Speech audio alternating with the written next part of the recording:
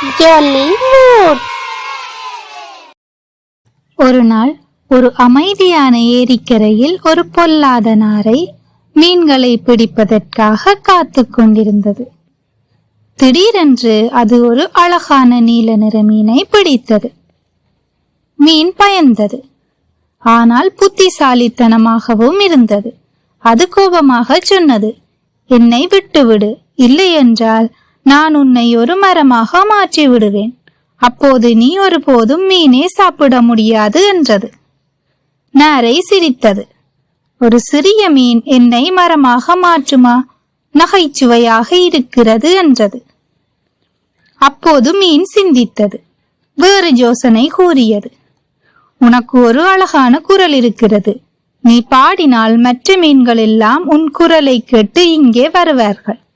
அப்போது நீ பல மீன்களை பிடிக்கலாம் என்றது. பேராசை கொண்ட நாரை அந்த யோசனையை நம்பியது. அது தன் வாயை திறந்து பாடத் தொடங்கியது. அந்த நேரத்தில் நீல நிற மீன் வேகமாக தண்ணீரில் குதித்து தப்பிச் சென்றது. நாரை பாடிக்கொண்டே தண்ணீரை பார்த்தது, ஆனால் மீன் எங்கும் இல்லை. இந்த கதையின் நீதி, புத்திசாலித்தனம் மற்றும் அமைதியான யோசனை எப்போதும் வெற்றியை தரும்.